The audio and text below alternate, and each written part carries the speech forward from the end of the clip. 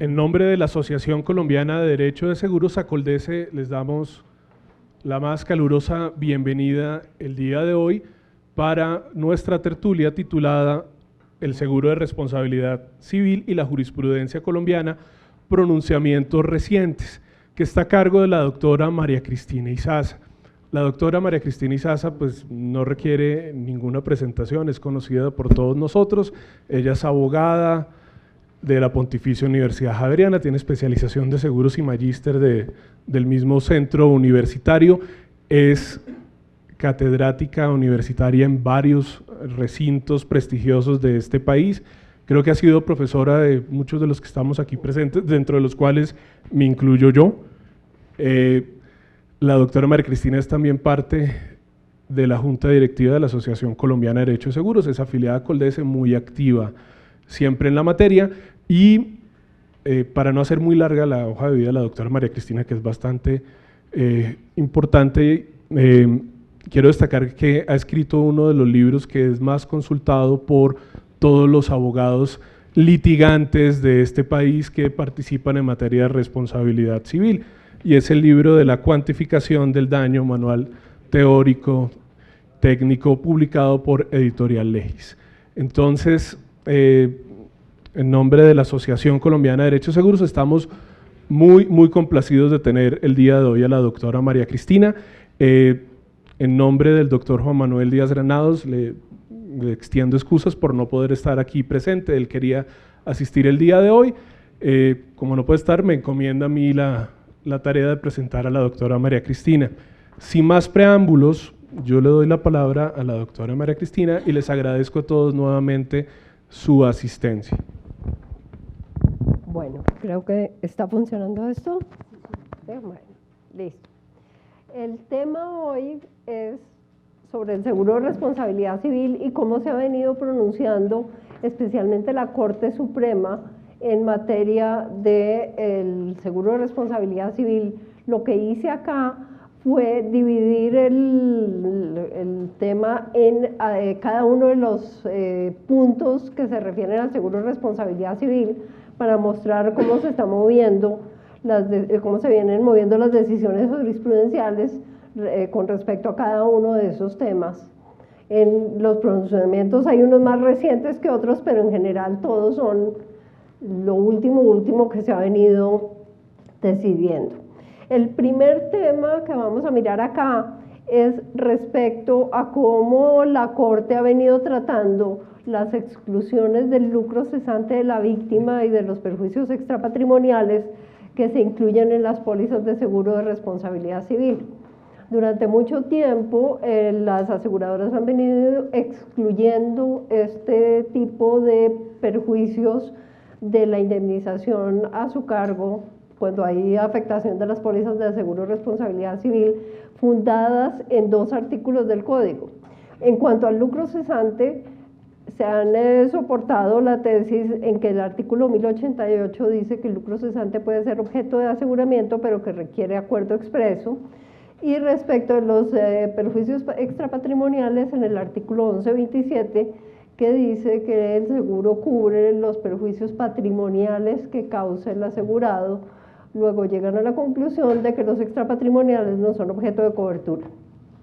Durante varios años la jurisprudencia se ha venido moviendo respetando esas exclusiones y diciendo que eso no está cubierto por la póliza, salvo que mediante acuerdo expreso se haya hecho un levantamiento de las exclusiones.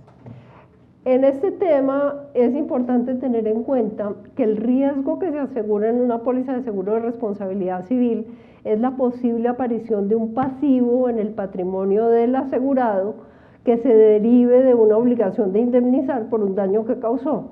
Ese es el riesgo asegurado, el riesgo asegurable y asegurado bajo las pólizas de seguro de responsabilidad civil. Y fíjense que se refiere siempre a un pasivo que debe surgir en el patrimonio del asegurado. O sea que en realidad el riesgo asegurable radica en cabeza del asegurado y no de la víctima, a pesar de que la reforma de 1990 hizo un énfasis grande en la protección del damnificado y le dio acción directa y lo estableció como el beneficiario de la indemnización, etc. Pero el objetivo del seguro sigue siendo proteger la indemnidad patrimonial del asegurado, porque si no, no guardaría ningún sentido. Ese débito de responsabilidad puede tener origen en una responsabilidad tipo contractual o en una responsabilidad tipo extracontractual. Eso no tiene mayor misterio. En la jurisprudencia, como se ha venido moviendo en materia de responsabilidad civil, cada vez se ha ido ampliando más el espectro de la obligación de responsabilidad. Sin embargo, no necesariamente el seguro es un espejo de esa obligación. Cuando uno mira la jurisprudencia en materia de responsabilidad civil, se incluye dentro de las obligaciones a cargo de la asegurada o de la causante del daño o de la persona que realiza una actividad que debe cubrir los gastos que tengan que ver con la prevención, con la mitigación del riesgo, si es que se causa un riesgo. Una vez que se causa un daño, está obligado a indemnizar, está obligado a mitigar el daño una vez que éste se ha producido y fuera de eso está obligado a pagar una sanción en el caso de que ello sea procedente. Sin embargo, cuando uno mira las coberturas del seguro de responsabilidad civil, hay unas partidas de estas que nombramos acá que no son objeto de cobertura bajo el seguro porque esa no es su naturaleza. Todo lo que tiene que ver con la prevención del peligro, con la mitigación del peligro, con el tema de la sanción, no son objeto de cobertura. La de sanción, pues por prohibición legal expresa en el Código de Comercio, y los gastos que tienen que ver con la prevención y la mitigación del peligro, tampoco, porque son gastos en que incurre el mismo asegurado y que afectan su patrimonio, pero no son consecuencia de un daño que le haya causado a nadie. Entonces, eso no es objeto de cobertura. El seguro está encaminado, instituido para cubrir el valor de la indemnización que el asegurado causante del daño tenga que pagarle a la víctima y los gastos para evitar la extensión y propagación del siniestro en la medida que pueda mitigar el daño, pero este daño debe haberse producido para que haya lugar a ese tipo de gastos. Si uno excluye de la cobertura del seguro lo que está en rojo ahí, el lucro cesante de la víctima, y excluye todos los extrapatrimoniales, miren todo lo que deja por fuera. La indemnización está compuesta de dos grandes partes, lo que tiene que ver con los perjuicios de orden patrimonial y los de orden extrapatrimonial. Dentro de lo patrimonial está el daño emergente y el lucro cesante de la víctima. Y dentro de lo extrapatrimonial está el daño moral, el daño a la salud, que la Corte lo sigue denominando alteración de condiciones de existencia, y esa cosa nueva que se llama el daño a los derechos constitucionalmente tutelados, que viene desde el año 2014 para acá. Pero si uno suprime todos esos conceptos de la cobertura, prácticamente el seguro le sirve para cubrir el daño emergente de la víctima y no más. Y esos daños normalmente están cubiertos hoy por el sistema de seguridad social. O sea que en el fondo es una cobertura que sirve para tres cosas: para nada, para nada y para nada, porque pues no cubre nada. Cuando uno mira cuál es el impacto en materia de liquidación que tienen el lucro cesante y los perjuicios extrapatrimoniales, yo tengo aquí unos cuadritos que los que han pasado por mi clase se les deben decir, trajo el mismo cuadro, está actualizado. Miren cómo se puede mover el lucro cesante de la víctima dependiendo del ingreso. Aquí, si ustedes ven, está calculado si los ingresos son del salario mínimo más el 25% de factor prestacional. Si la persona queda muerta, vale 151 millones el lucro cesante de la víctima. Y si queda viva, vale 201 millones. Y miren, a medida que aumenta el ingreso, cómo va subiendo el valor de la indemnización por concepto de lucro cesante de la víctima. Aquí yo siempre les digo que vale más un vivo que un muerto, y que no estoy diciendo que haya que rematar a nadie. ¿Por qué vale más un vivo que un muerto?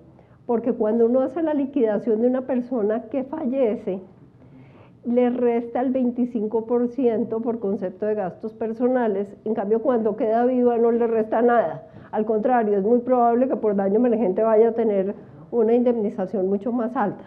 Pero fíjense ustedes que un muerto con un ingreso de 10 millones de pesos vale 1.459 millones casi, inválido vale 1.945. Eso no es tan chistoso desde el punto de vista de cantidad de dinero que hay que pagar.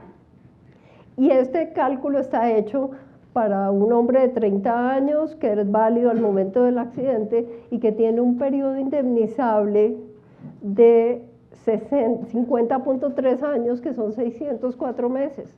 Una persona que fallece le tengo que pagar 604 meses de ingresos que deja de percibir como consecuencia del daño. Entonces, esto es un rubro importante en el monto de la indemnización. Y en cuanto a los extrapatrimoniales,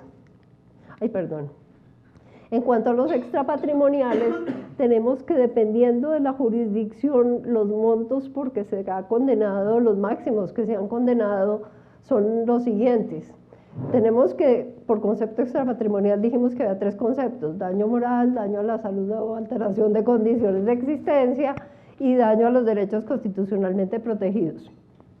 Por daño moral, la jurisdicción civil, la máxima indemnización que ha otorgado son 72 millones de pesos por reclamante a cada uno, que es una sentencia del diciembre del año pasado de la explosión de que inclusive es un caso donde condenan a un contratista por riesgo especial, que le llamó a uno la atención, pero la indemnización era 72 millones por reclamante por concepto de daño moral. En lo contencioso administrativo, en la sentencia de unificación del 2011, los cuadritos estos de perjuicios extrapatrimoniales del 2014, perdón, dice que se debe dar cuando hay una máxima afectación, 100 salarios mínimos mensuales legales vigentes por reclamante, pero que el juez en casos especiales puede sobrepasar esos límites. Y en lo penal, pues estamos con el límite que establece el artículo 97 del Código, que dice que los daños derivados del delito no superarán la indemnización los 1.000 salarios mínimos mensuales legales vigentes. Esa norma la demandaron y la Corte Constitucional dijo que era exequible condicionalmente y que ese límite solo se refería a lo extrapatrimonial. Luego la Corte en el 2011 dijo que ese límite era para repartir entre todos los reclamantes, que no era que cada uno tuviera derecho a 1.000. Entonces, pues eso es en la parte penal para todo concepto extrapatrimonial y para repartir entre todos. Por ese segundo concepto de alteración de condiciones de existencia, daño a la salud, en lo civil, en la máxima criterio que se ha establecido por parte de la Corte en una sentencia del 2015 son 140 millones para cada reclamante. En lo contencioso administrativo, el criterio general son 100 salarios mínimos legales mensuales vigentes, pero dice la sentencia que en casos especiales se puede ir hasta 400. Eso surgió porque, como dicen, primero muerto que descolorido. El Consejo de Estado había fallado en casos de indemnización por daño a la salud hasta 400 salarios mínimos. Y cuando profirió la sentencia de unificación, echó un reversazo y volvió a los 100. Entonces, como seguramente le quedaba como feo, dejó los casos especiales ahí, con los 400. Y en lo penal también es el mismo límite del artículo 97. Por daño a los derechos o bienes constitucionalmente protegidos, en lo civil, lo máximo que se ha otorgado son 20 millones de pesos por reclamante. En lo contencioso administrativo, el cuadrito de la sentencia del 2014 habla de 100 salarios mínimos mensuales legales vigentes que se había dado para repartir entre todos. Sin embargo, en el 2018 hay una sentencia, que la ponente es la doctora Estela Conto, en donde subió y le dio 100 salarios mínimos legales vigentes a cada uno de los reclamantes por ese concepto. O sea que ese es el panorama de cuál puede ser el golpe en materia de perjuicios extrapatrimoniales. Entonces, fíjense que eso tiene un impacto bien grande a la hora de calcular el monto de la indemnización. Si uno no tiene cubierto eso por la póliza, pues va a estar emproblemado con una cantidad de conceptos que le toca pagar igual, pero que no van a ser objeto de cobertura. ¿Qué ha dicho entonces la Corte? Hasta el año 2017 hizo tímidas aproximaciones en algunos casos a interpretar el concepto de patrimoniales, diciendo que se incluían tanto patrimoniales como extrapatrimoniales, pero fueron solo como unos pinitos chiquitos que hizo al respecto. A partir de esta sentencia de diciembre del 2017, sí la Corte ya fue contundente en la tesis y dijo que cuando se hablaba de responsabilidad civil y de seguro de responsabilidad civil, se debía incluir la cobertura para tanto perjuicios patrimoniales como extrapatrimoniales y que la exclusión del lucro cesante de la víctima no era procedente en este tipo de pólizas. ¿Por qué? Porque dijo, si el objeto del seguro es cubrir la responsabilidad y la responsabilidad implica que usted tiene que responder por lo patrimonial y lo extrapatrimonial, y dentro de lo patrimonial está el lucro cesante de la víctima, luego usted, si excluye esos conceptos, está desnaturalizando el seguro. Esa es la tesis de la Corte. Esta misma tesis se volvió a repetir en enero del 2018, ahí están todos los datos, que volvió y dijo exactamente lo mismo, y agregó que la exclusión del lucro cesante de la víctima no era compatible con el objeto del seguro, pero es exactamente la misma tesis que sostuvo en esta otra sentencia. Y volvió a repetirla en esta de junio del 2018, donde ya aquí tenemos 3 sentencias que son doctrina probable y hay más, ahorita les muestro más, en donde la Corte ha sido enfática en que en el seguro de responsabilidad civil no se pueden incluir las exclusiones del lucro cesante y los perjuicios extrapatrimoniales. En esta sentencia la Corte hace aborda el tema del texto del artículo 1088 que habla que el lucro cesante requiere acuerdo expreso, en el sentido de aclarar que ese lucro cesante que requiere acuerdo expreso es el del asegurado, no el de la víctima. El de la víctima hace parte del daño emergente del asegurado, o sea, ese no es procedente ahí. Y vuelve y reitera que la finalidad del seguro de responsabilidad civil es proteger el patrimonio del asegurado y que como él tiene que responder por toda la indemnización completa, también los perjuicios extrapatrimoniales hacen parte de la cobertura. Luego ya aquí tenemos 3 sentencias donde está clarito el tema. La Corte no ha dicho que no se puedan sublimitar, eso sí, hasta allá no ha llegado, pero que hay que incluirlo dentro de la cobertura, sí, ya hoy por hoy es la tesis perfectamente clara. Luego vino esta sentencia en la sala laboral de la Corte, es una tutela, en donde la decisión de segunda instancia había sido aceptar la exclusión del lucro cesante y de los perjuicios extrapatrimoniales. Y aquí la Corte reiteró que sí, que estaba perfecto excluirlos y dijo,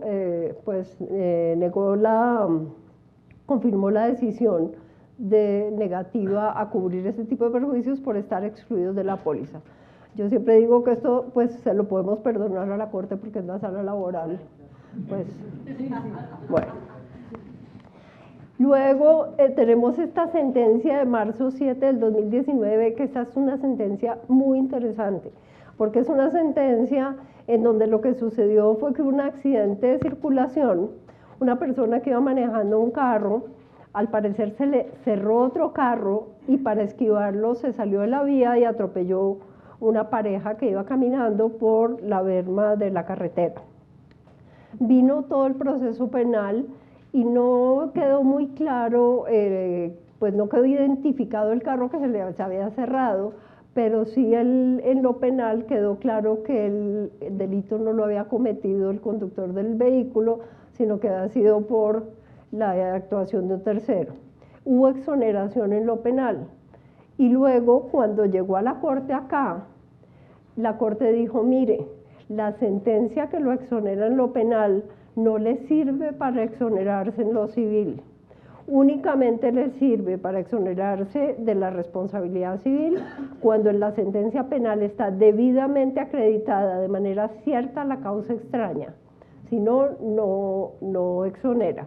Y condenó en la sentencia sustitutiva a pagar el daño emergente del lucro cesante, toda la indemnización completa, y cuando llega el momento de la condena en la sentencia sustitutiva, analiza la póliza que excluía el lucro cesante, dice que es improcedente, que eso no tiene por qué estar ahí, y profiere la decisión condenatoria en responsabilidad.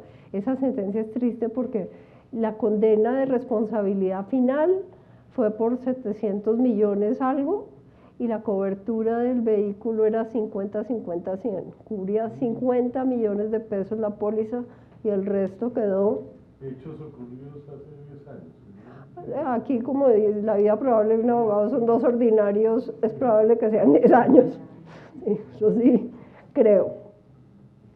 Entonces, pero es interesante desde el punto de vista que la exoneración penal no trae como consecuencia la exoneración en lo civil.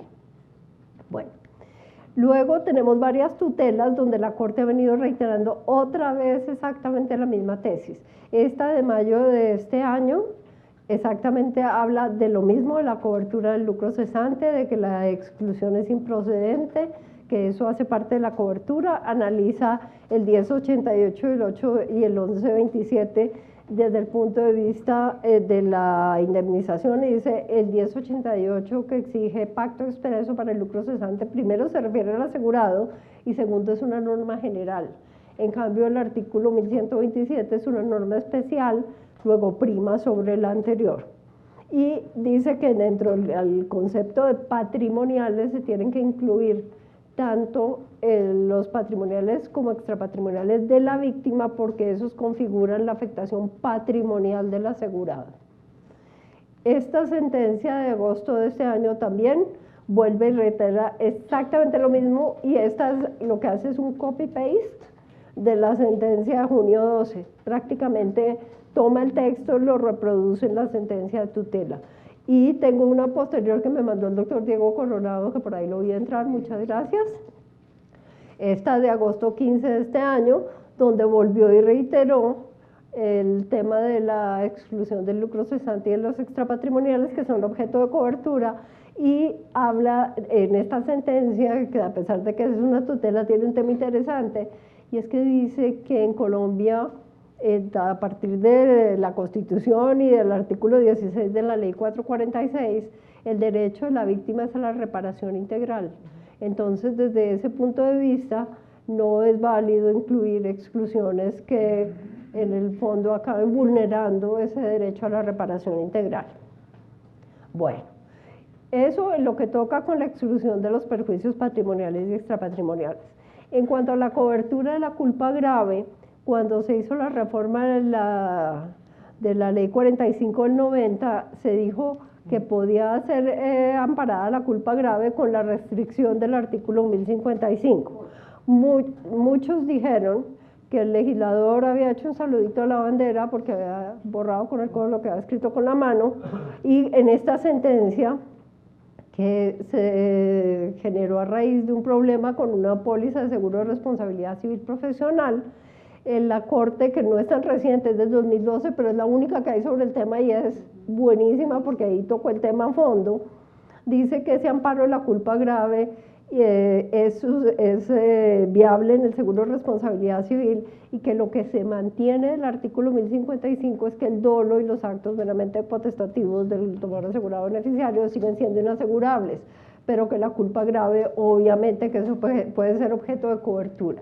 En este caso, la póliza decía que cubría la responsabilidad del asegurado y no estaba excluida la culpa grave.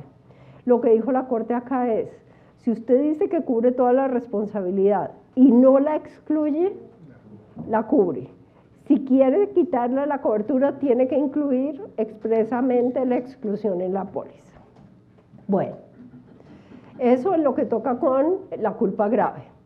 En el tema de la responsabilidad civil patronal, Aquí tengo unos cuenticos que ponen de presente un problema que sí, la Corte no se ha pronunciado con respecto al seguro de responsabilidad civil, pero yo considero que es un tema bien importante.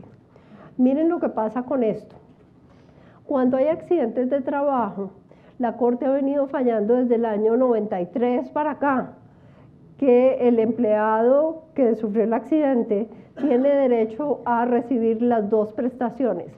Por un lado, la que paga la seguridad social de la ARL y por el otro, la indemnización plena a cargo del patrono cuando hay responsabilidad que logra probar la culpa patronal. Esto ha generado problemas, pues porque una persona en últimas acaba recibiendo dos compensaciones por el mismo daño. Eso es lo que sucede.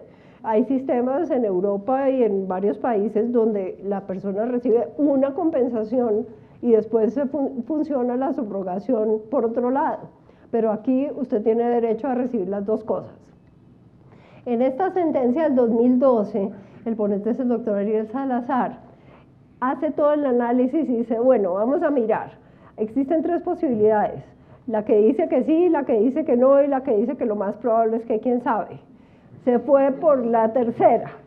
Entonces dice la Corte, la posibilidad de que se pueda aceptar la acumulación de prestaciones existe. La posibilidad de que no se acepte la acumulación de prestaciones también existe. En cada caso, el juez decidirá si procede o no la acumulación. Haber dicho, chévere. En esta sentencia del 2013, sí quedó clarito lo que le puede pasar a un patrono y lo que tiene derecho un empleado.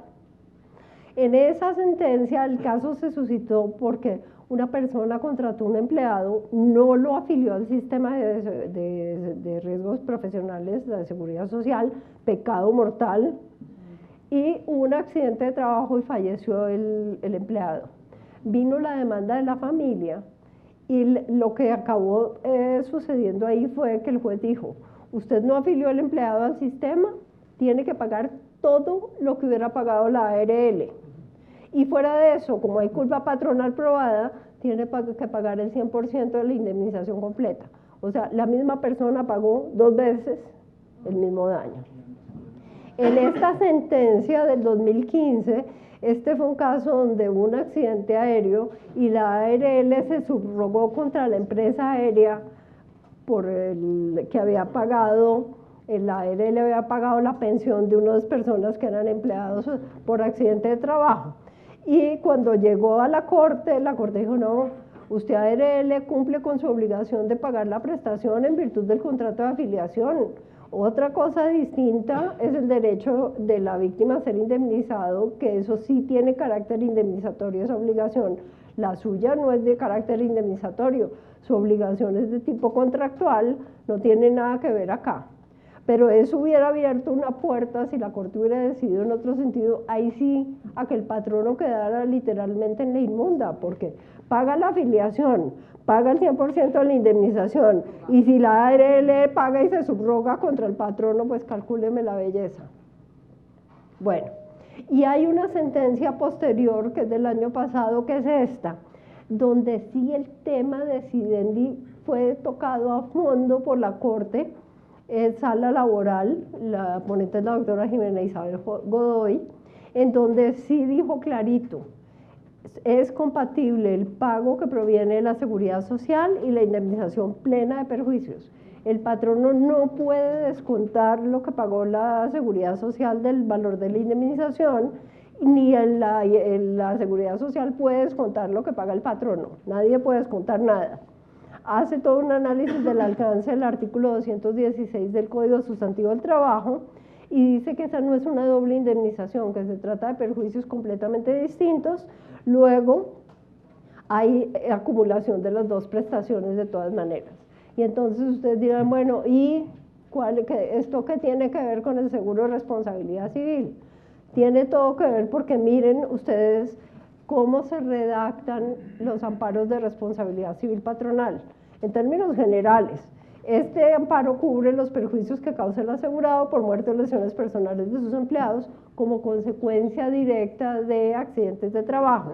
Y después se le añade, bien sea ahí seguidito o por allá en otra cláusula, la siguiente notica. La cobertura opera única y exclusivamente en exceso de las prestaciones laborales del artículo 216, que es todo lo que paga la ARL, en exceso del SOAT y de cualquier otro seguro individual o colectivo de los empleados. Entonces, ¿qué pasa? Que el patrón no tiene un deducible tan grande como lo que pagó la ARL, porque le toca pagar el 100%. Entonces, ese es el problema. ¿Cuál es la discusión con las aseguradoras? Yo entiendo que la aseguradora trate de que la indemnización no sea doble, que una persona no reciba 2 veces la cobertura del seguro. Pero en estos casos, la cobertura la toma ¿quién? El patrono. Se busca proteger el patrimonio del patrono. ¿Qué hemos hecho para solucionar este problemita? Que fue lo que hicimos cuando se hizo la póliza de responsabilidad civil para contratación estatal. Si ustedes revisan ahí está la cláusula que dice, sí, la cobertura opera en exceso de la seguridad social, pero en el evento de que el patrono sea condenado a pagar el 100% de la indemnización sin poder descontar lo que ya pagó la ARL, la cobertura opera, porque si no esto acaba siendo pues una cosa que no sirve para nada, porque en general lo único que cubre el seguro sería en el caso en que hubiera culpa grave. La culpa patronal incluye tanto grave como leve, y la culpa grave está excluida, y si solo cubre en exceso, pues dicho, no cubre nada. Entonces ese es el problema con la responsabilidad civil patronal. Miremos ahora cómo ha venido moviéndose la jurisprudencia en el tema de las cláusulas de reclamación o claims made. Ahí yo traje aquí 2 sentencias de la Corte y la de la Contraloría, que eso sí yo no podía desperdiciar la papaya porque, bueno. Esta sentencia del 2017 es una póliza de directores y administradores. Lo que sucedió acá fue que el reclamo de responsabilidad de la víctima se presentó por fuera de la vigencia de la póliza, que no tenía ningún problema. La Corte corrigió el asunto y hizo una exposición sobre la ley 389 del 97, pero aquí lo que es importante, independientemente de cuál sea el siniestro en la modalidad reclamación o claims made, que todos sabemos que es el reclamo a la víctima, es que hay 2 salvamentos de voto del doctor Ariel Salazar y del doctor Luis Armando Tolosa, en donde resolvieron que esas cláusulas son abusivas, ilegales e inconstitucionales. Eso dijeron en esa primera. Realmente cuando uno lee los salvamentos de voto, le provoca llamar a los magistrados a una clasecita de seguros, porque le da a uno la noción de que no han entendido cómo funciona el sistema claims made. Eso es lo que les pasó. Y vino después esta sentencia de febrero del 2018, en donde era una póliza de responsabilidad de servidores públicos. El problema no tenía nada que ver con la reclamación, el problema era de prescripción, porque en la póliza se había dejado establecido que cuando el asegurado solicitara la autorización para incurrir en gastos de defensa, si la aseguradora no contestaba en un término que creo que eran 15 días, se entendían aprobados. La discusión fue si esa aprobación tácita de los gastos implicaba reconocimiento de la obligación que trajera como consecuencia la interrupción de la prescripción. Finalmente, eso fue lo que decidió la Corte, pero los magistrados Salazar y Tolosa decidieron aclarar su voto y añadirle unos calificativos adicionales a las cláusulas de claims made. Y entonces aquí dijeron que eran abusivas, irrazonables, inequitativas, inconstitucionales y que se trataría de cláusulas nulas. No era el tema, nada que ver, pero bueno, todo eso dijeron.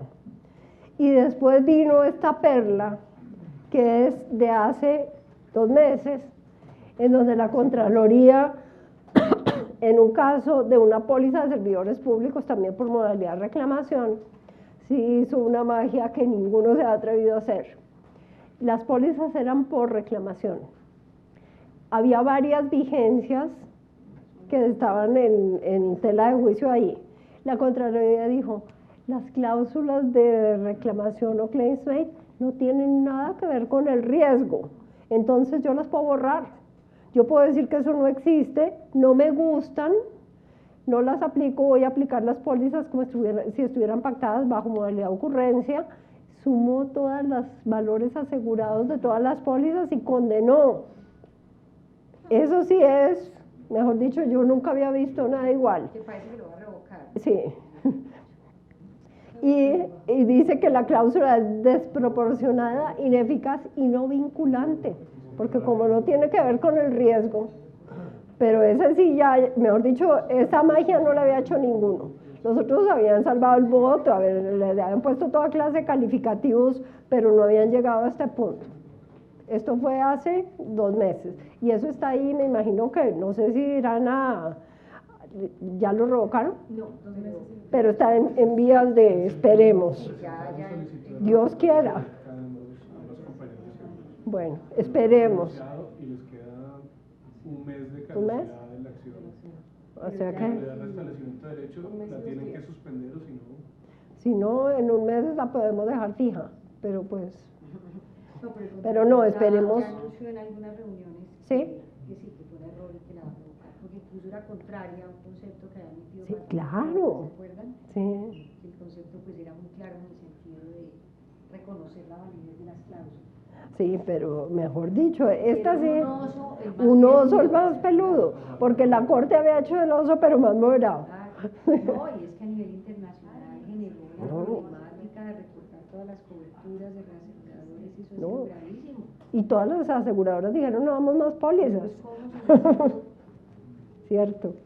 Bueno, eso en lo que tiene que ver con las cláusulas claim safe. En el tema de prescripción hay muchísimas sentencias. Yo traje aquí únicamente 2 que me parecen importantes. Esta es del 2016, en donde la Corte dejó claro que la prescripción que aplica la acción directa es distinta que la prescripción de la acción que tiene el asegurado contra la aseguradora, que es la que invoca cuando llama en garantía, porque muchas personas tienden a confundir las 2 acciones. Son 2 relaciones jurídicas totalmente distintas. La del asegurado con la aseguradora es una relación de tipo contractual fundada en el contrato de seguro, mientras que la acción directa es una relación jurídica que deriva de la ley por la facultad que le dio la ley 45 del 90 a la víctima, pero que la aplicación de la prescripción tiene que ser distinta. No se pueden meter todos en el mismo costal y aplicar el 1081 y punto. Y reitera en esta sentencia que la prescripción de la acción directa es de 5 años. Obviamente la prescripción de 5 años de la acción directa solamente se predica en las pólizas bajo modalidad reclamación, porque en modalidad claims made eso no tiene nada que hacer ahí. Bueno, y esta que es la que les acabo de decir, que tiene que ver con una póliza claims made, en que la Corte dijo que el silencio de la aseguradora en la aprobación de los gastos de defensa implicaba un reconocimiento tácito de la obligación y que como consecuencia interrumpía la prescripción. Que eso pues es discutible, pero ahí está. Y es una sentencia pues realmente reciente. Esta sentencia me la mandó Juan Camilo Collazos hace nada, en donde la traje porque hay 2 decisiones del Tribunal de Cali con una postura muy interesante. Estos son pólizas por ocurrencia. Este es un caso de un muchacho que se ahogó en una piscina de olas, se hizo una solicitud de conciliación, pues una conciliación, no hubo acuerdo conciliatorio, y posteriormente, como 3 años después, se instauró la demanda contra el dueño del establecimiento. Y miren a la conclusión que llega el tribunal y cita esta otra decisión de unos días antes en el mismo sentido. Y dice el tribunal, toda vez que una nueva mirada del tema objeto de controversia permite a la sala concluir que formulada al asegurado por la víctima la reclamación extrajudicial de la indemnización y enterada de esta situación la aseguradora, la prescripción ordinaria que allí empezó a correr se suspende hasta tanto ese asegurado sea notificado de la demanda judicial que inicie en su contra la víctima.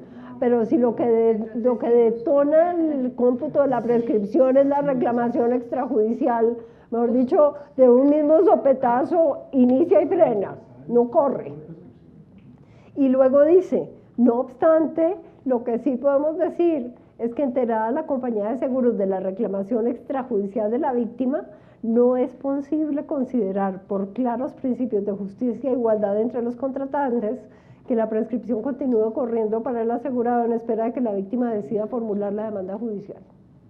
O sea, y cita una sentencia, claro, y cita una sentencia de unos días antes, esto es del 12 de febrero y cita una del 7 del mismo año, de este año, en ese sentido. Eso no ha llegado a la corte, pero pues me pareció interesante mostrar pues cómo están fallando los tribunales con el ánimo de proteger siempre a la víctima.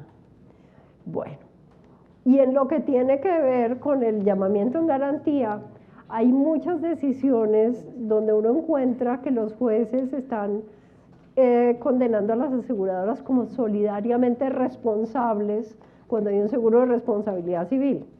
Aquí hay una sentencia que es una tutela, que es de marzo de este año, la ponente es la doctora Margarita Cabello, en donde deja clarito que la aseguradora no es solidariamente responsable, que ella no es la causante del daño, que ella simplemente está obligada en virtud de los términos y condiciones estipulados en un contrato, que no tienen nada que ver con la obligación de responsabilidad, que su obligación no es la de responsabilidad, sino es una obligación del seguro. Y deja claro que ahí la solidaridad de la aseguradora no es predicable en estos casos. Sentencia que le debían mandar a varios jueces porque les encanta. Bueno, y en el tema de la contratación estatal, yo no me podía perder esta oportunidad. Salió una sentencia que es del Consejo de Estado de junio de este año. Yo no sé si ustedes recuerdan cuando se expidió la ley de contratación estatal, la 1150 que modificó la ley 80, con ocasión del artículo 7º se expidieron varios decretos. El primero fue el 4828, el 729, el 1050 y el 1082. Cuando se expidió el decreto 4828, el sector asegurador demandó ese decreto diciendo que el gobierno había extralimitado las funciones, la facultad reglamentaria que le había dado la ley 1150, porque se refería únicamente a los riesgos de la contratación y que era tanto que el seguro de responsabilidad se llamaba extracontractual. Entonces eso duró al despacho hasta ahorita.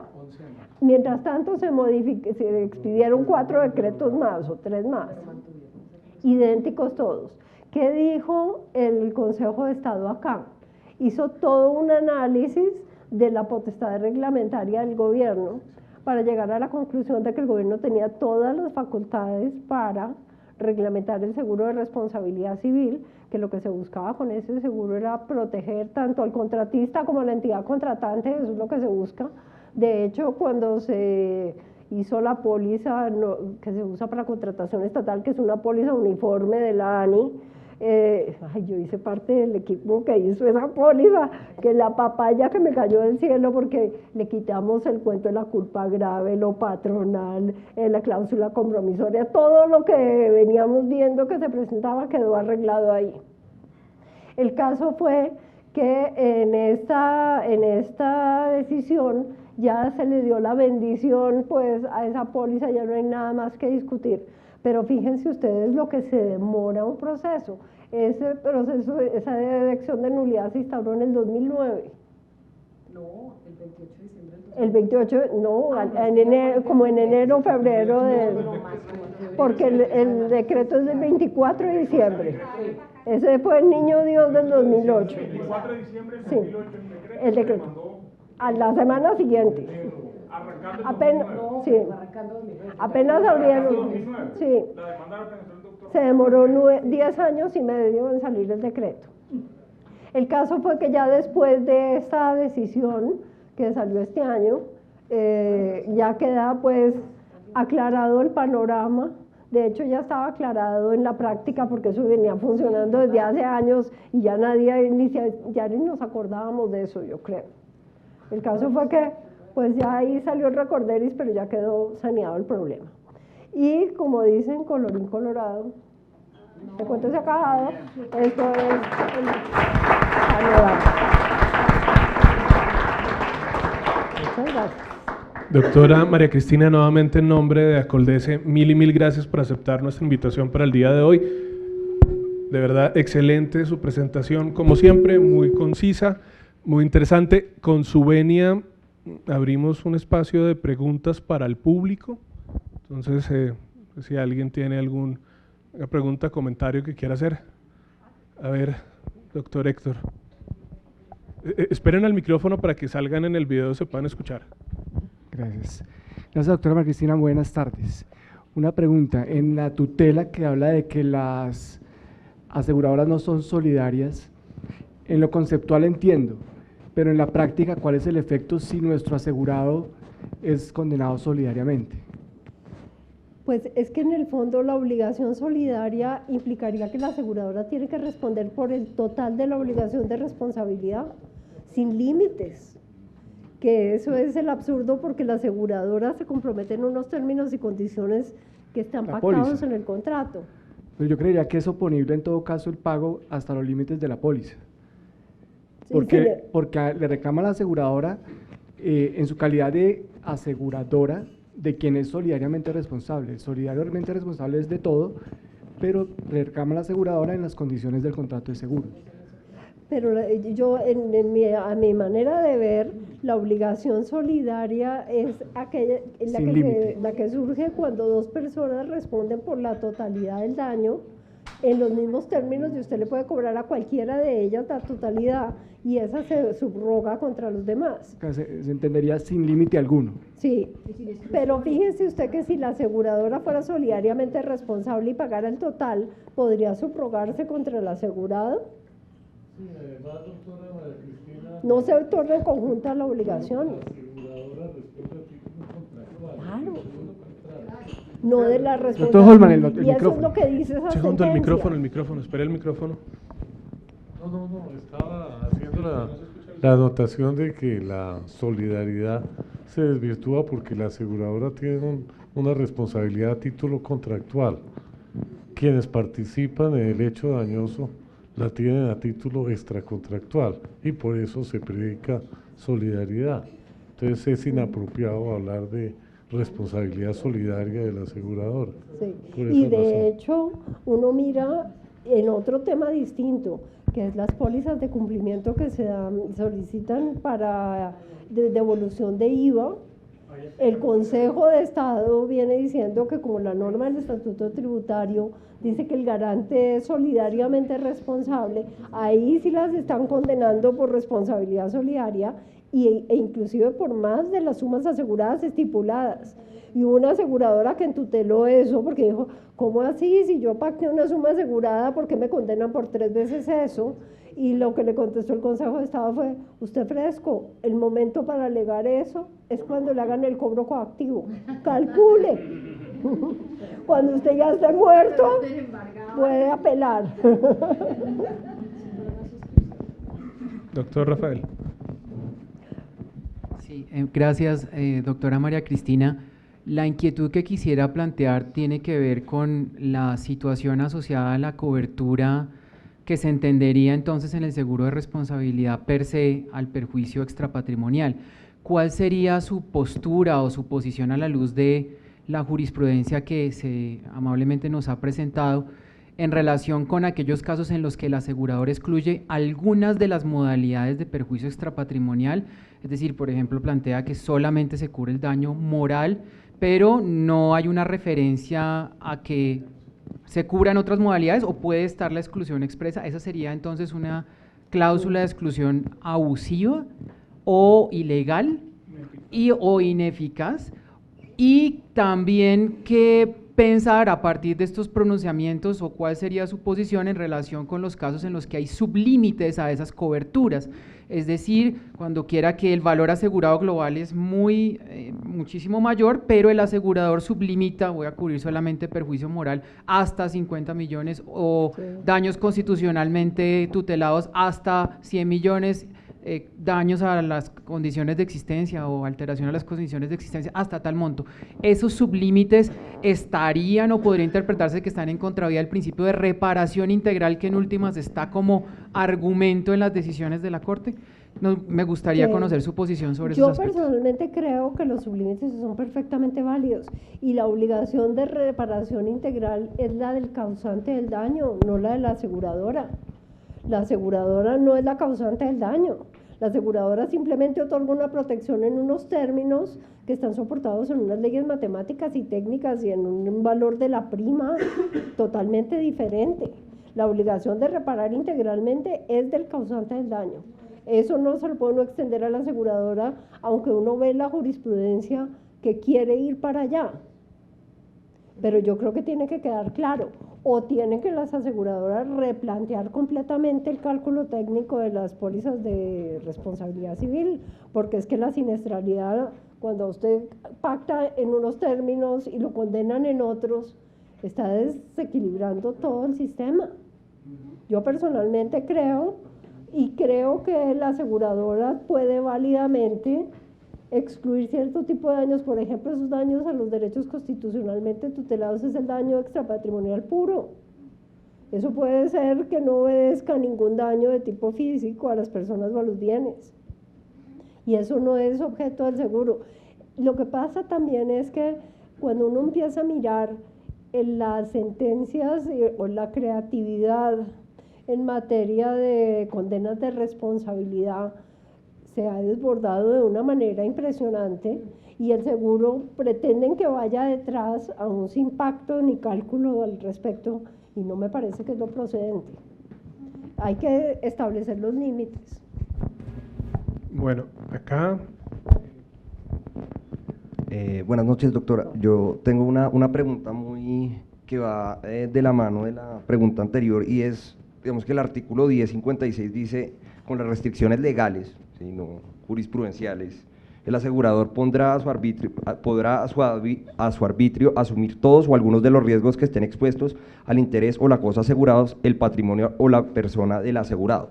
Digamos que con base, digamos, en ese artículo, digamos que la jurisprudencia hasta cierto punto, ¿cómo puede decir que uno no puede excluir? O sea, una cosa es que no se diga nada, pero si se excluye expresamente el lucro cesante o todos los perjuicios extrapatrimoniales, porque digamos que hay una normatividad, que es un principio común a todos los tipos de seguro, digamos, hasta cierto punto usted no creería que la jurisprudencia está yendo en contra de este artículo.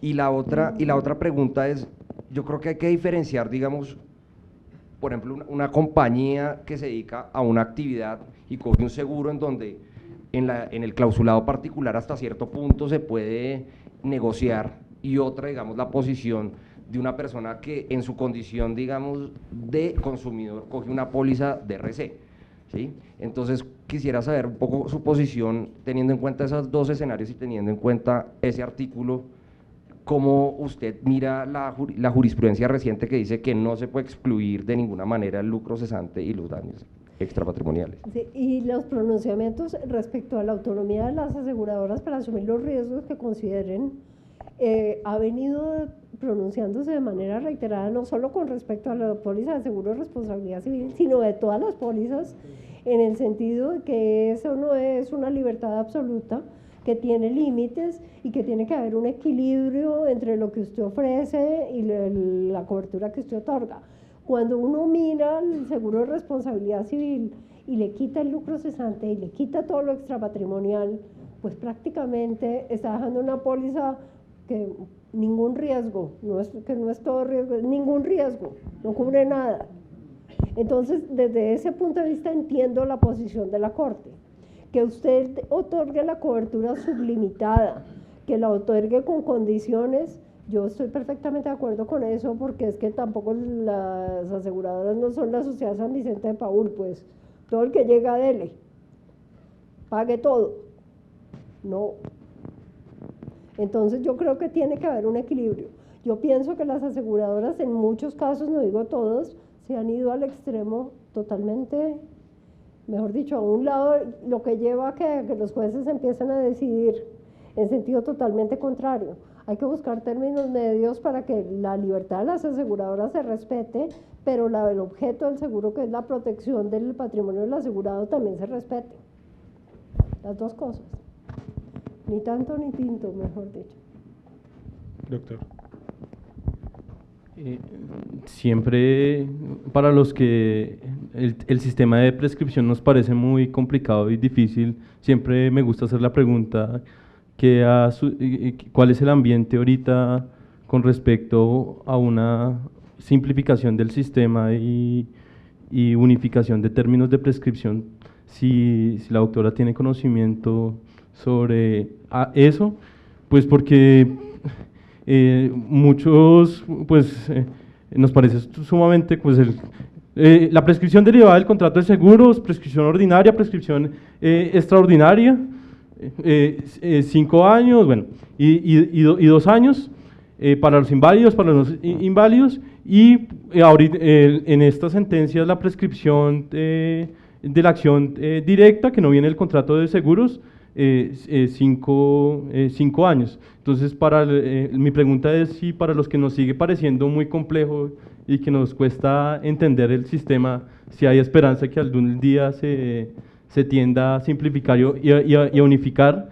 Y la segunda parte de la pregunta es qué ha pasado con el tema, la doctora si nos podría ilustrar, con el requerimiento privado del Código General del Proceso con respecto a la prescripción de la acción directa de estos 5 años y se aplica.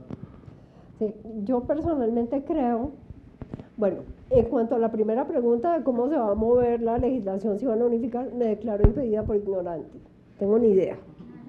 En cuanto al tema de la interrupción de la prescripción por el artículo 94, me parece que lo que ha puesto en evidencia es que es urgente, requete urgente, reducir la prescripción de la acción de responsabilidad civil extracontractual, porque en el 2001 la bajaron de 20 a 10 años, pero ahorita con el artículo 94 otra vez volvemos a los 20. Todas las prescripciones se doblaron. Entonces ahora sí estamos otra vez en el mismo panorama del siglo pasado. Y yo pienso que muchísimos de los problemas que se generan alrededor del seguro de responsabilidad civil se corregirían si reducimos la prescripción de la acción de responsabilidad civil extracontractual. Porque, ¿por qué la acción de reparación del Estado tiene 2 años y los particulares tienen 10? ¿Por qué los países vienen reduciendo esos términos todos? Perú tiene 2, Chile tiene 3, Ecuador tiene 4, México tiene 2, España tiene 1, Francia y Alemania, que la acaban de pasar de 30 a 3, y tenemos 10, nosotros, Venezuela y Costa Rica. ¿Qué sentido tiene? ¿Cómo va a ser que con el sistema de comunicaciones que tenemos hoy en día, usted necesite 10 años para enterarse que sufrió un daño? No. Y ahora con el Código General de Proceso, 20. Cuando usted va a demandar, los testigos ya están muertos, los documentos ya ni siquiera existen porque se borraron, eran fax, no estaban en digital, nada. Es un problema para reclamar. Yo creo que el favor que le podríamos hacer grande al seguro y a la responsabilidad es reducir eso. Fíjate que inclusive en materia de reaseguros es muy grave porque es el país que mayor exposición genera en este frente por las colas tan largas y la posibilidad de demandas en ese periodo de tiempo. Entonces encarece muchísimo el reaseguro y por tanto la operación. Y no se consigue reaseguro, además. ¿Quién le jala eso? Bueno. María Cris, yo tengo una pregunta pues, que está vinculado con lo que tú preguntabas, pero antes agradecerte por siempre compartir tanta investigación y tanto conocimiento con todos nosotros. Y creo que con el doctor Hoffman hemos discutido este tema y tiene que ver con la exclusión de culpa grave en los seguros de responsabilidad civil. ¿Y en qué temas puntualmente? en los seguros de responsabilidad civil, donde la actividad del asegurado es una actividad peligrosa, llámese actividades petroleras, llámese actividades de generación de energía y demás. Y eso vinculado con todo el régimen de cláusulas abusivas, que a eso es a lo que apunta ese equilibrio contractual de hasta dónde se puede poner una exclusión en un seguro determinado. ¿Qué pienso yo? Poner una exclusión de culpa grave en un seguro que busca cubrir una actividad tan peligrosa, no digamos conducir y ese tipo de cosas que hoy en día ya no deberían ser consideradas peligrosas, pero en riesgos muy pesados, podría llegar a ser considerado abusivo. ¿Qué piensas tú de eso? Yo siempre me he quedado con la duda a raíz del caso del accidente de la Check, donde hubo el incendio con estos 10 trabajadores, donde una de las compañías de seguros del coaseguro tenía la exclusión de la Termotécnica Coindustriales, su póliza de RC tenía la exclusión de culpa grave. Creo que al final del proceso terminó siendo, se aplicó la exclusión de culpa grave cuando la ARL se fue a subrogar y pues le aplicaron la exclusión y entiendo que no procedió la subrogación. Yo con respecto a esa decisión de Termotécnica tengo un punto que es, la jurisprudencia ha dicho y la doctrina ha dicho siempre que en materia de responsabilidad extracontractual no cabe graduación de culpas. Entonces, si la ley no permite distinguir, ¿la aseguradora se puede meter a distinguir? Yo me tiendo a pensar que no, que en realidad una vez que se establece la responsabilidad, independientemente si hay culpa grave, leve, levísima, lo que usted quiera, y surge la obligación del causante del daño de responder, la aseguradora debería responder. El fallo de Termotécnica realmente me parece, no estoy de acuerdo con eso, realmente la verdad, pero como dicen, pues yo puedo alegar que no estoy de acuerdo, pero ahí está. Sí. María Cris, ¿conoces alguna? Sí, siguiendo en la misma línea, a mí siempre me ha parecido muy preocupante ese tema porque en realidad esa división tripartita tiene criterios legales para poder definirla con la definición de lo que se entiende por cada uno de los tipos de culpa y en qué contratos verdaderamente aplica la una o la otra, y toda la legislación civil hace referencia a los diferentes tipos de culpa contractual. Lo que yo no he visto, seguramente tú que has estudiado tanto puedes haber visto alguna sentencia que pueda hacer un análisis de ese tipo en responsabilidad extracontractual, porque es que yo no la he visto, e inclusive internacionalmente tampoco existe la división tripartita. Entonces, pues es un lío también de cara al reaseguro, porque para los reaseguradores eso de culpa grave o no grave o levísima, eso no existe. Hay una sentencia que es la sentencia de septiembre de 30 del 2016, que es la de la responsabilidad sistémica. En esa sentencia, la Corte hace todo un análisis de la responsabilidad desde la creación de Adán y Eva, porque empieza creo que por allá, antes de los glosadores y los desglosadores del doctor Jaramillo, empieza allá y ahí afirma que en materia de responsabilidad extracontractual no cabe la graduación de culpa y que por lo tanto el artículo del Código Civil que establece la graduación no es aplicable en ese tema. Si quieres te la puedo mandar, si me pones un correo electrónico te la mando. Tiene 143 páginas, pero te marco en amarillo donde está. Pero más a lo que me refiero es en materia de seguros. ¿Has visto alguna sentencia en la que se analice ese tema? Porque es que la sentencia que condene al asegurado responsable del daño nunca va a entrar a decir si es responsable por culpa grave, leve o levísima. Entonces, ¿cómo se le traslada el tema a la aseguradora? Yo no he visto ninguna, ni en llamamiento en garantía, en que venga a hacer ese análisis y, por ejemplo, al resolver la litis entre el asegurado y el asegurador, venga, por ejemplo, a admitir la ausencia de responsabilidad por culpa grave, porque ¿cómo puede meterse el juez a tomar ese tipo de decisión si es que no tiene directrices? Y cuando se condenó por el daño al asegurado, pues obviamente no va a haber ninguna referencia, porque se condena por responsabilidad y punto. Sí. Y yo estoy de acuerdo con eso.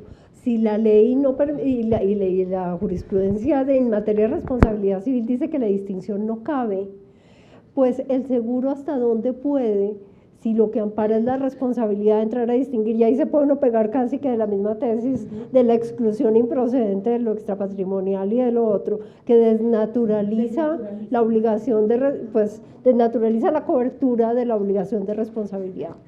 Yo me metería por ahí, pero no conozco ninguna sentencia específica. Sin embargo, cuando uno mira las sentencias de la Corte, ninguna sentencia ha dicho que las exclusiones son abusivas, ineficaces, ninguna ha dicho eso. Solo hay una sentencia que declaró una cláusula ineficaz, pero es un seguro de vehículos que exigía que el vehículo no estuviera embargado y dijo, esto sí es ineficaz. Pero fuera de esa, simplemente se ha dicho que es improcedente, que no se compagina con la cobertura del seguro, pero no las ha declarado abiertamente ineficaces ni abusivas. Pero, ¿no? No, con su venia, dos preguntas más del público, una intervención del doctor Hoffman y el doctor Sanabria.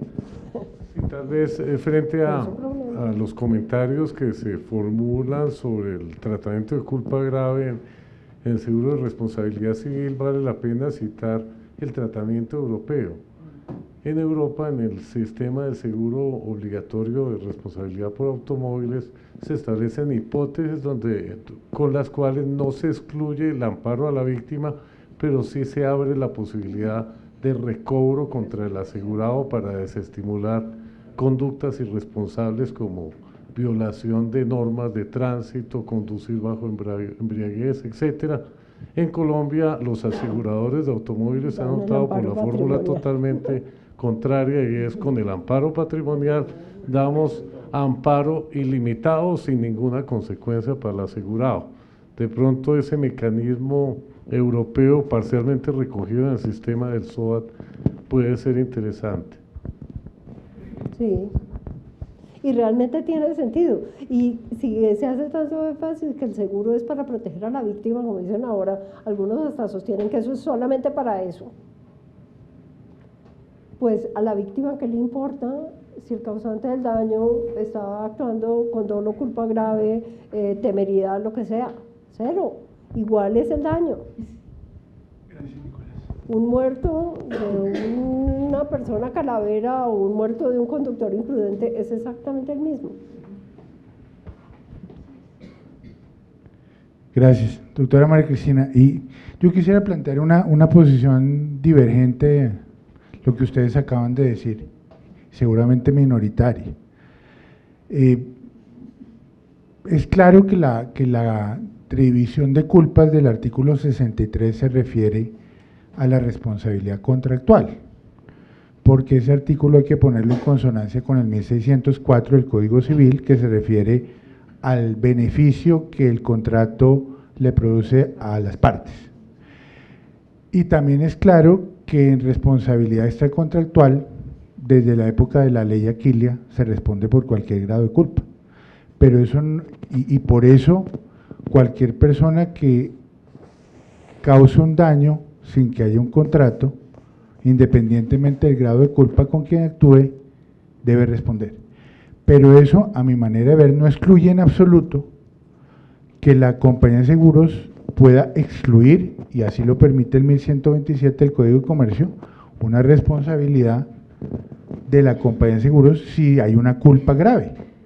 Y eso me parece muy bien, y me parece incluso que no debería haber un amparo, salvo que se haya incluido expresamente, si el asegurado incurre en culpa grave. Y en cuanto a la sentencia que pide la doctora María del Pilar, pues está el laudo arbitral precisamente de la CHEC, de Ecoindustrial, un laudo arbitral en donde se hace un análisis del punto y se llega a la conclusión de que no hay cobertura de Allianz porque se obró por parte del asegurado con culpa grave. Y ese laudo fue firmado sin ningún salvamento de voto por los doctores Bernardo Botero, sí, José Fernando Ramírez y Henry Sanabria. Lo conozco. Muchas gracias. Cierto. No, y eso es cierto. Pero lo que uno lo que yo me pregunto es, no tanto en el sentido de si yo estoy de acuerdo o no, sino con la tesis y con el curso que viene tomando la jurisprudencia, va a haber pronunciamientos de los jueces donde van a decir la exclusión de la culpa grave tampoco cabe. No estoy diciendo que esté de acuerdo o no, pero para allá vamos, porque cada vez los jueces están tendiendo más a que todo lo que implica responsabilidad lo tiene que cubrir el seguro, y todo lo que diga que no cubre no vale.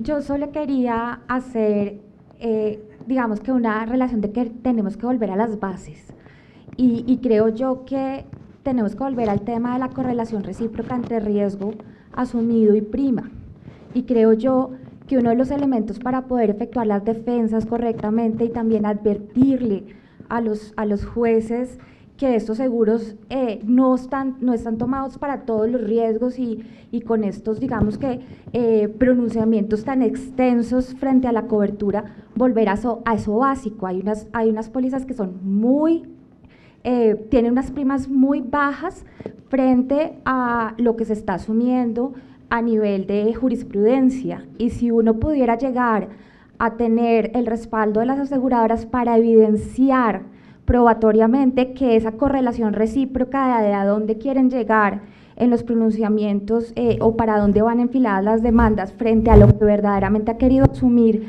la compañía en relación con el riesgo y prima, pues podríamos tener más elementos probatorios y poder defender más el contrato. Entonces creo yo que es importante que también tengamos ese apoyo y que se plantee esa visión desde el punto de vista probatorio por parte de las compañías. No sé qué piense al respecto por un lado, y por el otro quería saber su opinión frente a la extensión a si usted considera que estos pronunciamientos que son de seguros de responsabilidad civil extracontractual podrían considerarse extensivos a pólizas de responsabilidad civil contractual. Lo digo porque las coberturas en responsabilidad civil contractual, por ejemplo, en las obligatorias de servicio público, están además sublimitadas en el riesgo, en el sentido de que solamente cubren ciertos tipos de riesgos.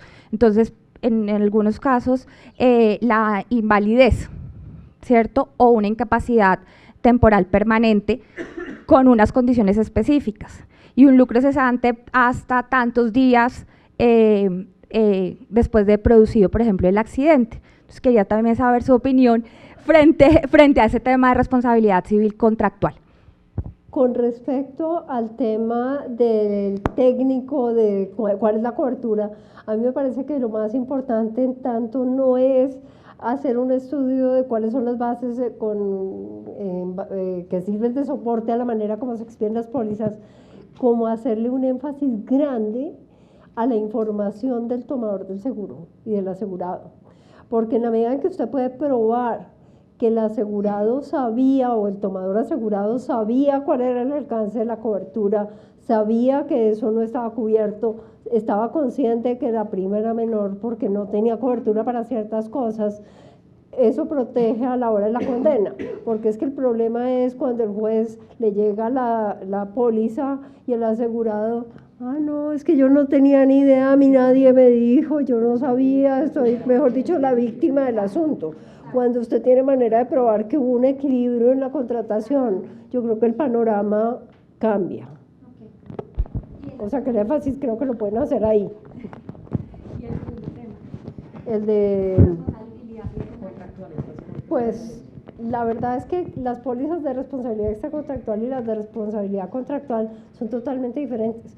Las de RC contractual son las de RC profesional, se pactan bajo modalidad claims made, la extracontractual es una póliza totalmente diferente y hay un equilibrio en las contractuales muchísimo mayor entre las partes que lo que uno ve en las extracontractuales. Pero ya hacer extensivo pues todos los pronunciamientos sin tener en cuenta nada, me parece que rompe el equilibrio contractual entre las partes desde el punto de vista del contrato de seguro. Creo, pues. Pero eso son opiniones del ego.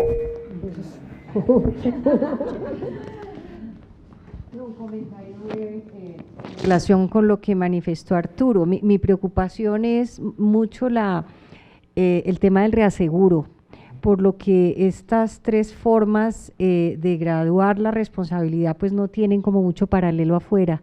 Entonces, pienso que es mucho mejor orientarse hacia exclusiones que le permitan a uno llegar como a conclusiones parecidas, exclusiones como las que estamos viendo hoy en día, de si el asegurado no toma las medidas necesarias de acuerdo con la técnica o con el estado del arte del tipo de actividad que desarrolla, o exclusiones relativas a la temeridad en actuar o negligencia inclusive, que son términos que le permiten a uno como tener un paralelo más claro con lo que es la jerga de los seguros en otros lugares, porque desde luego yo creo que un asegurador no tendría por qué ir a asegurar eso que nosotros entendemos como culpa grave. El problema es que qué es a la hora de ir a calificarlo. Entonces de pronto esas otras exclusiones sirven un poco más para precisar pues qué es lo que el asegurador no quiere cubrir. Gracias. La última pregunta y vamos al cierre. Muchísimas gracias. Bueno, buenas noches. Bueno, tengo un vacío en cuanto a la jurisprudencia no, la sentencia que leí fue un asunto de un marco que se instaló por parte de una persona de manera arbitraria y que tuvo contacto con unas cercas eléctricas. O sea, ¿no bajo de una valla? No, fue una responsabilidad civil extracontractual que se tuvo contra Codensa porque el marco pegó contra unas... De una casa en una zona que no estaba autorizada. Esa es una sentencia viejita. ¿Sí? Sí. Bueno, ahí está mi vacío. Una varilla que sacaron por una ventana y se electrocutó un señor, se perdió un brazo, no me acuerdo. Esa sentencia trae una conclusión interesante, que es que dentro de la responsabilidad civil extracontractual, en los seguros que se tengan de esa responsabilidad civil, no importa la calificación de culpa que se tenga. ¿Por qué? Porque la culpa siempre se va a presumir y no importa la culpa que se tenga. Eso es a lo que voy yo. Entonces, por más calificación que se tenga, la culpa... Y es una presunción ipso iuri, es una presunción pero era de derecho. por actividad peligrosa, por conducción de electricidad. Sí, dentro del ámbito de la responsabilidad. Entonces ahí tendría que haber probado la causa extraña para exonerarse y ahí no hubo. Sí. Exactamente, o sea, yo creo que hay unas situaciones en las que la calificación de la graduación de culpa no tendría como cierto tipo de estudio. No tiene. Exactamente. Sí. Y el Código Civil habla de presunción de culpa, pero la jurisprudencia habla de presunción de responsabilidad. Cuando se habla de presunción de culpa en materia de jurisprudencia, uno acredita la diligencia y desvirtúa la presunción. En cambio, cuando se habla de presunción de responsabilidad, hay que acreditar causa extraña, caso fortuito, fuerza mayor, culpa del hecho de la víctima o el hecho de un tercero, para poderse exonerar. Esa es la diferencia, pero eso es de formación jurisprudencial, eso no es de la ley. La ley, todo el Código Civil habla de presunción de culpa. Bueno, damos por concluida esta sesión de tertulia de Acoldece. Le damos nuevamente las gracias a la doctora María Cristina Izaza. Yo pido otro aplauso para ella.